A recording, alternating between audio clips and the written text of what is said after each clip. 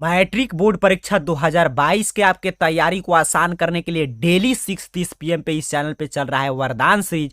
और इस सीरीज में आपके सभी विषय के हम लोग शानदार यूनिक और एग्जाम के अनुरूप मॉडल पेपर की चर्चा कर रहे हैं। इस क्रम में आप जानते हैं वर्तमान में हम लोग साइंस की चर्चा कर रहे हैं, और जो भी स्टूडेंट इस चैनल के रेगुलर व्यूअर हैं उनको मालूम है कि शुरू से जो महत्वपूर्ण 40 प्रश्न आप देख रहे हैं, इसकी चर्चा हम लोग कल ही किए थे। डेली 6:30 PM पे आपके लिए नया क्लास अपडेट किया जाता है। अगर आपका क्लासेस किसी कारणवश छूट जाता है तो आपको इस चैनल को सब्सक्राइब करना है और प्लेलिस्ट सेक्शन में जाकर देखना है। वरदान सीरीज के नाम से एक सीरीज मिल जाएगा, उस प्लेलिस्ट पे क्लिक करके इस सीरीज के सभी क्लासेज शुरू से प्रश्न और भी महत्वपूर्ण क्लास हुआ है सभी विषय का वहां से आप देखकर कवर कर सकते हैं। या लिंक मैं आपको सभी वीडियो का नीचे डिस्क्रिप्शन बॉक्स में दे देता हूं, वहां से आप चेकआउट कर लीजिएगा। कल के क्लास में मैंने आपको बताया था कि सभी छात्र को साइंस पढ़ के आना है, और आज की इस टेस्ट में आपको 40 में 40 प्रश्न फोड़ना है, किसी का भी 40 से कम नहीं आना चाहिए।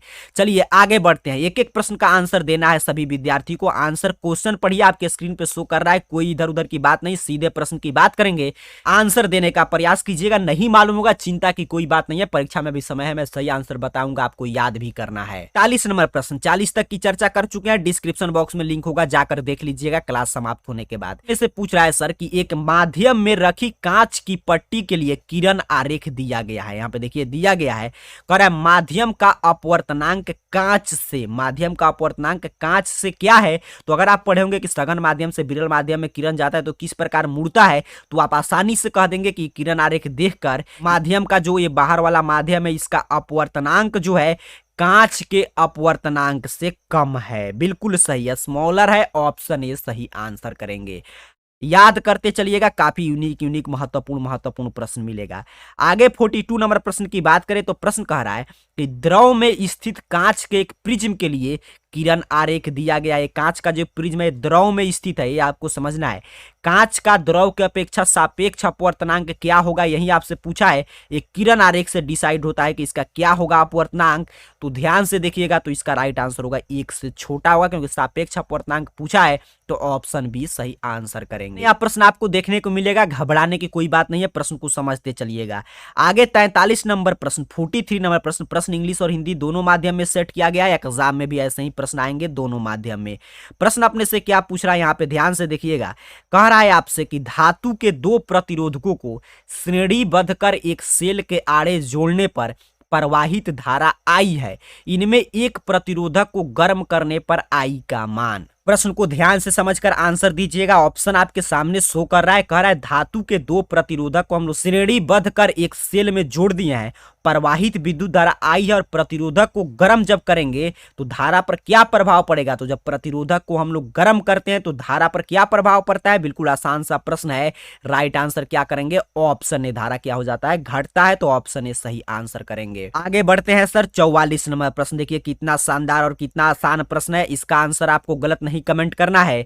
प्रश्न अपने से पूछ रहा है कि आवर्त सारणी में आवर्तों की संख्या कितनी है। आपको बताना है कि how many periods are there the periodic table. Periodic table में आवर्त सारणी में आवर्त की संख्या कितना होता है। तो जो भी छात्र कह रहे हैं सर 7, तो आपका आंसर बिल्कुल सही है। 40 नंबर प्रश्न की बात करें तो प्रश्न आपसे कह रहा है कि अभिक्रियाशील समूह दिया है। कह रहा है कि अभिक्रियाशील समूह CO से बॉन्ड बनाया है। कह रहा है इसको कौन सा ग्रुप कहते हैं। Carbon and its compound chapter का सबसे शानदार प्रश्न है। इस अभिक्रियाशील का नाम आप पढ़े होंगे, क्या है सर। तो 45 का राइट आंसर क्या हो जाएगा, ऑप्शन सी, कार्बोनिल समूह इसी को कहते हैं। आगे बढ़ेंगे 46 नंबर प्रश्न की बात करेंगे। प्रश्न आपके स्क्रीन पे शो कर रहा है, कह रहा है एथीन का आणविक सूत्र C2H4 है, इसमें सहसंयोजक बंधन की संख्या है।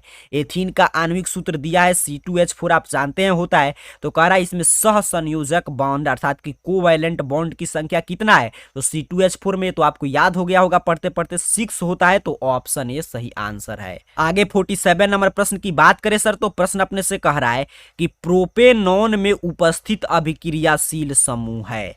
प्रोपेनॉन में उपस्थित अभिक्रियाशील समूह इसमें से कौन है सर। तो ऑप्शन सी, देखिए यही प्रोपेनॉन का क्या होता है, अभिक्रियाशील समूह सी पे दिया गया है, यही इसका राइट आंसर करेंगे। आगे बढ़ते हैं 48 नंबर प्रश्न की बात करते हैं। देखिए सभी carbon and its compound chapter से प्रश्न मिल रहा है।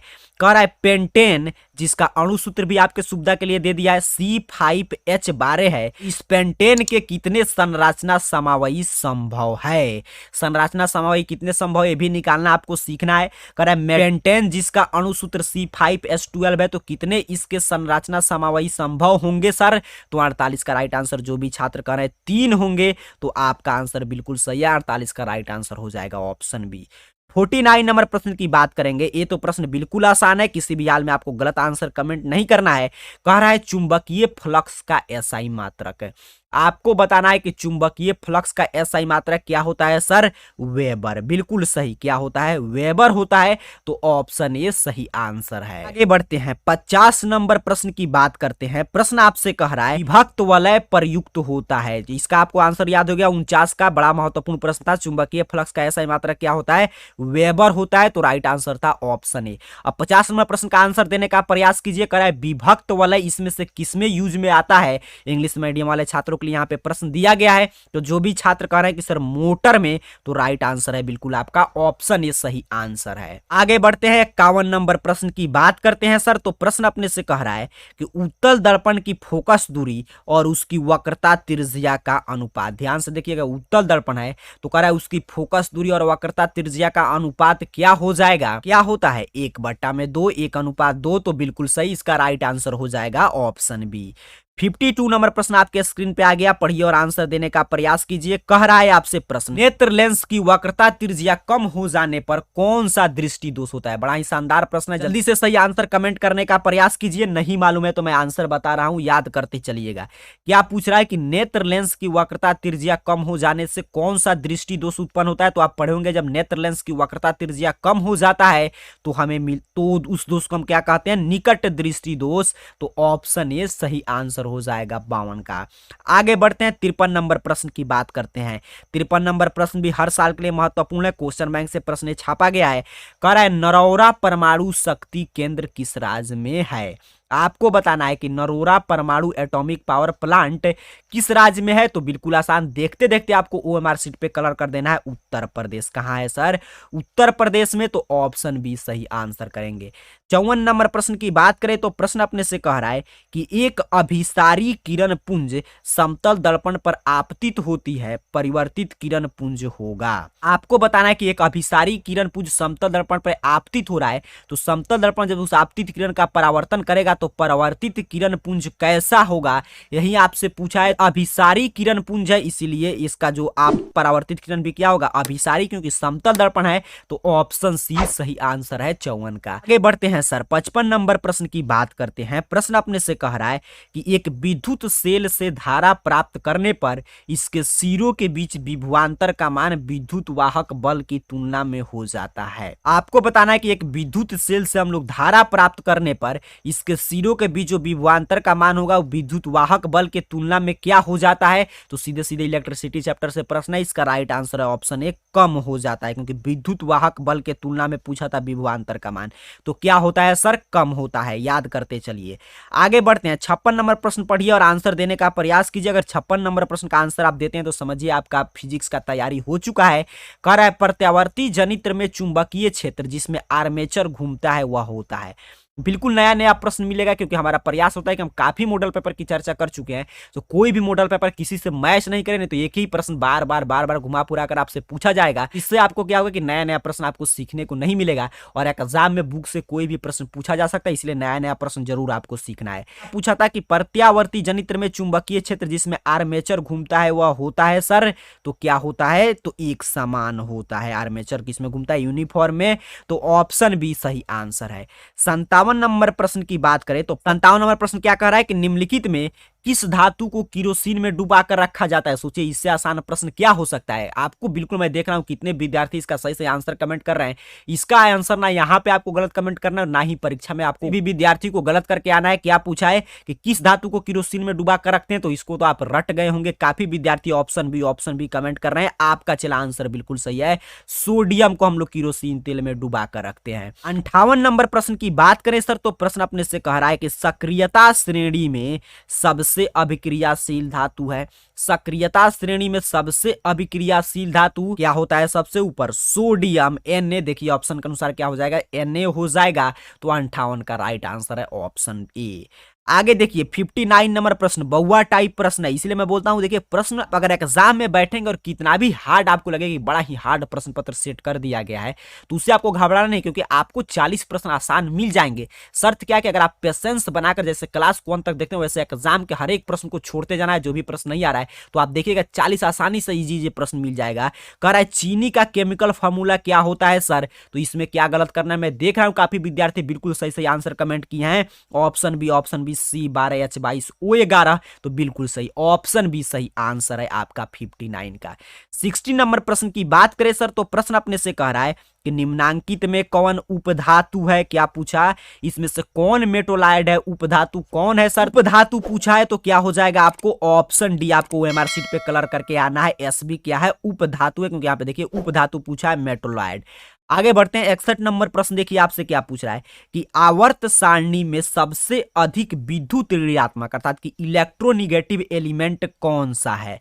आपको बताना है कि आवर्त सारणी में सबसे अधिक इलेक्ट्रोनिगेटिव एलिमेंट इसमें से कौन सा है? तो आप पढ़ेंगे फ्लोरीन। क्या है? फ्लोरीन ऑप्शन के अनुसार ऑप्शन बी सही आंसर हो जाएगा 61 का। आगे बढ़ते हैं सर 62 नंबर प्रश्न की बात करते हैं। ये भी आसान प्रश्न है।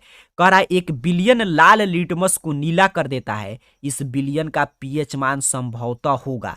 कोई बिलियन है जो लाल लिटमस को नीला कर दे रहा है, तो इसका पीएच मान कितना होगा? तो एक ऐसा बिलियन है क्षारीय, और क्षारीय बिलियन का पीएच मान कितना होता है? 7 से ज्यादा होगा, तो ऑप्शन ए सही आंसर है, अर्थात कि 8 हो जाएगा। आगे बढ़ेंगे 63 नंबर प्रश्न। देखिए क्या कह रहा है कि निम्नलिखित में किसका सामान्य सूत्र CnH2n-2 है? इसमें से किसका सामान्य सूत्र? आप जनरल फॉर्मूला पढ़े हैं CnH2n-2। ऑप्शन ए है एल्कीन, ऑप्शन बी है एल्केन और एल्काइन और एल्कोहल। प्रश्न की चर्चा हम लोग कितना बार किए थे, प्रश्न को सिर्फ घुमा दिया है, तो 63 का राइट आंसर क्या हो जाएगा? Option C. एल्काइन का क्या होता है? एल्काइन देखिए क्या हो जाएगा? CnH2n-2। ऑप्शन सी सही आंसर है। 64 नंबर प्रश्न की बात करें तो कह रहा है धातु जो सिर्फ अम्ल राज्य में घुलता है वह है।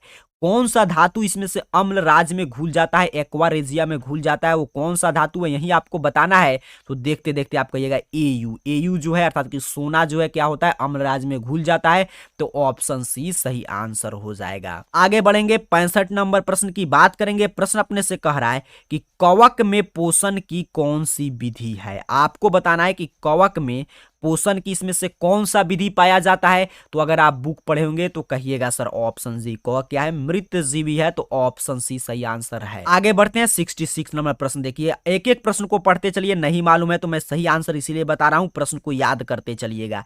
क्या पूछ रहा है प्रश्न आपसे कि ओजोन का आणविक सूत्र। सोचिए इससे आसान क्या हो सकता है? ये भी प्रश्न कई बार पूछा गया है। ओजोन का आणविक सूत्र बिहार टॉपर सीरीज में भी हम लोग चर्चा किए थे। O3 क्या होगा? O3 ऑप्शन बी सही आंसर है। काफी विद्यार्थी सही आंसर कमेंट कर रहे हैं ऑप्शन बी, तो आपका आंसर बिल्कुल सही है O3। आगे बढ़ेंगे पौधों का उत्सर्जी पदार्थ है, इसमें से कौन पौधों का उत्सर्जी पदार्थ है यही बताना है। आज के क्लास में जो भी प्रश्न हम लोग चर्चा कर रहे हैं काफी रिपीटेड प्रश्न अर्थात कि इसके पूछे जाने की संभावना हमेशा बना रहता है। ये कई बार पूछा गया है। पूछ रहा है कि पौधों का उत्सर्जी पदार्थ कौन सा है? तो लैटेकस। लैटेकस क्या है? उत्सर्जी पदार्थ है। गोंद क्या है? उत्सर्जी पदार्थ है, तो इसका राइट आंसर हो जाएगा ऑप्शन डी। आगे बढ़ेंगे 68 नंबर प्रश्न। देखिए क्या कह रहा है कि कृत्रिम पारिस्थितिकी तंत्र का उदाहरण है। कृत्रिम पारिस्थितिकी तंत्र का इसमें से कौन सा उदाहरण है यही आपको बताना है। तो जल जीवशाला जो है कृत्रिम ये पारिस्थितिकी तंत्र है, बाकी नदी तालाब और जंगल ये प्राकृतिक पारिस्थितिकी तंत्र के उदाहरण है। आर्टिफिशियल इको सिस्टम पूछा था तो क्या हो जाएगा? जल जीवशाला। ऑप्शन सी सही आंसर करेंगे। आगे बढ़ेंगे सर 69 नंबर प्रश्न की बात करेंगे। प्रश्न अपने से कह रहा है कि हाइड्रीला पाया जाता है। हाइड्रीला कहां पाया जाता है यही आपसे पूछा है। तो हाइड्रीला जलीय पौधा है, तो कहां पाया जाएगा? जल में। बिल्कुल सही ऑप्शन भी आपको ओएमआर शीट पे कलर करने आया है।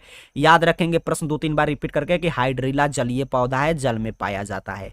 70 नंबर प्रश्न देखिए कितना शानदार प्रश्न है। प्रश्न अपने से कह रहा है कि आलू में कायिक प्रवर्धन होता है। कायिक प्रवर्धन आपको पढ़ना है, तो वहीं पूछ रहा है कि पोटा पोटैटो में अर्थात कि आलू में कायिक प्रवर्धन कैसे होता है, जो भी विद्यार्थी कह रहे हैं तन्ना के द्वारा होता है, तो बिल्कुल सही ऑप्शन बी इसका सही आंसर हो जाएगा 70 का। ये सभी आपके बुक से प्रश्न लिया गया है। आगे बढ़ेंगे 71 नंबर प्रश्न, देखिए क्या कह रहा है। स्वस्थ व्यक्ति का सिस्टोलिक रक्तचाप कितना होता है?